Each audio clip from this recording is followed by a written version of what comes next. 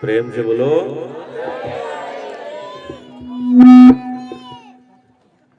अब यहां से श्री सूत जी महाराज शौनक आदि 88,000 ऋषियों को श्रीमद् भागवत की कथा श्रवण कराते हैं।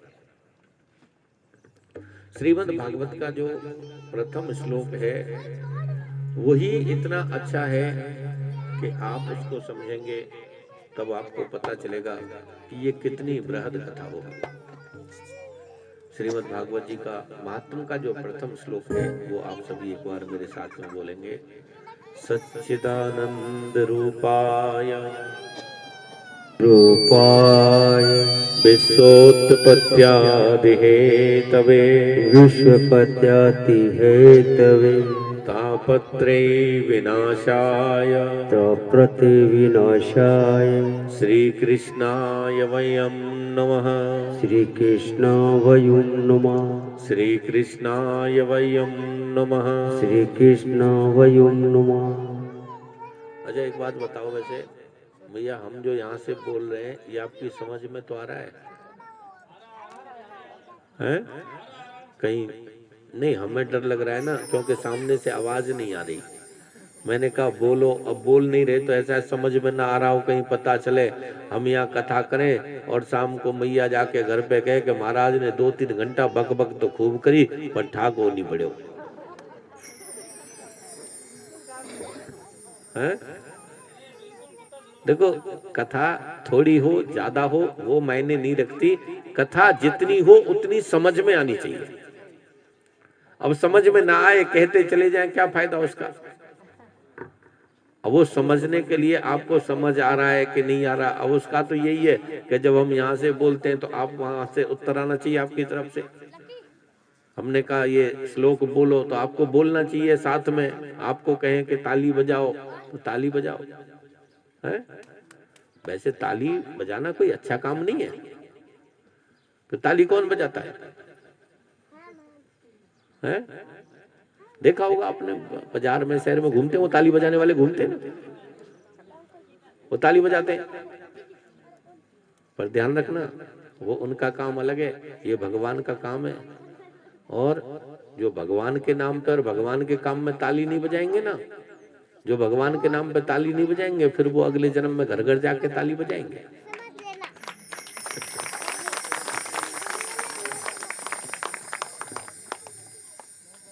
ये एक वो मंगा लो, कोई ड्रामा या कुछ मंगा लो उसमें।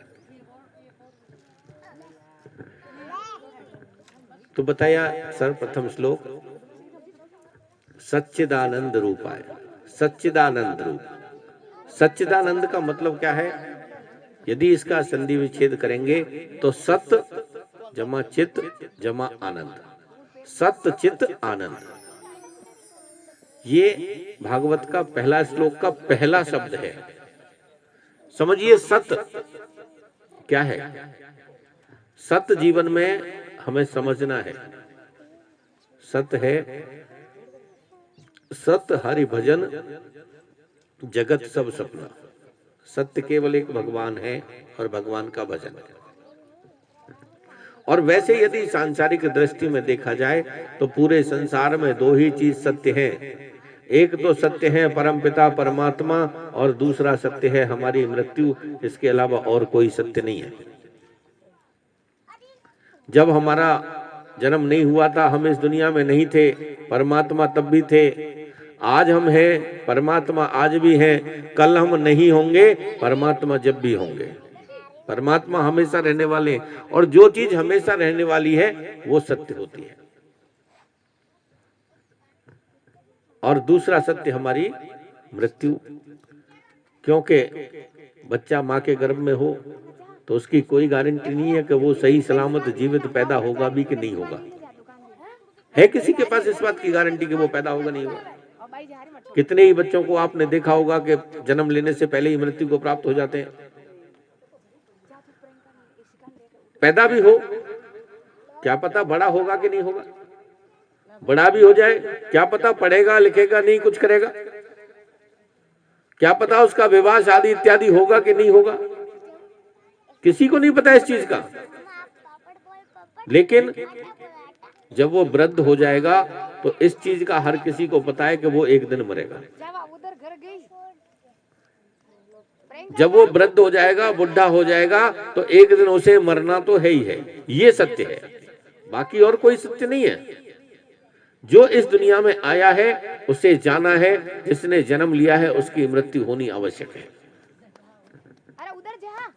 तो इसीलिए कहा है किसी कवि ने कि दो बातों को भूल मत यदि चाहे कल्याण, दो बातों को भूल मत यदि चाहे कल्याण, नारायण एक मौत को दूजे श्री भगवान। आप दो चीजों को याद रखो, लेकिन हमारी विडंबना यह है कि हम इन दो चीजों को ही भूल जाते हैं, परमात्मा को भूल जाते हैं और हमें हमारी मृत्यु का पता नहीं रहता। क्योंकि मृत्यु का यदि हमें पता चल जाए कि हमारी मृत्यु होगी तो हम जीवन में कोई गलत कर्म नहीं करेंगे। आप देख लेना, कितना ही गलत व्यक्ति हो, कितना ही उसने पूरे जीवन भर बुरे कर्म किए हों और उसे दूसरे दिन सुबह फांसी लगने वाली हो, उससे आप जाकर के कहो कि अब तू कुछ गलत कर्म करके दिखा दे, वो जानबूझ के भी नहीं कर सकता, क्योंकि उसे पता है कल मुझे जाना है। उस समय वो सिर्फ भगवान को याद करता है। कितना ही गरीब, कितना ही दुष्ट व्यक्ति होगा, मृत्यु का जिस दिन पता चल जाएगा उसके बाद गलत कर्म नहीं करेगा। हम जो जीवन में गलत कर्म करते हैं, हम इसीलिए करते हैं कि हमें मृत्यु का पता ही नहीं है कि मृत्यु होगी।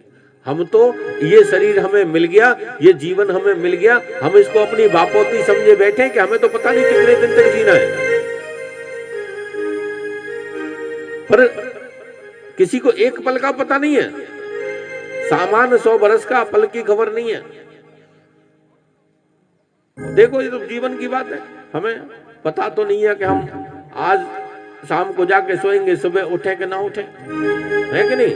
और रिचार्ज कराते हैं पूरे महीने का, पूरे महीने फोन चलाना है, कोई कोई तो साल का ही करा लेते हैं। कहने का मतलब मेरा ये है कि हमें हमारी मृत्यु को याद रखना चाहिए कि हमारी मृत्यु होनी है और मृत्यु के लिए हमें क्या कर्म करने हैं।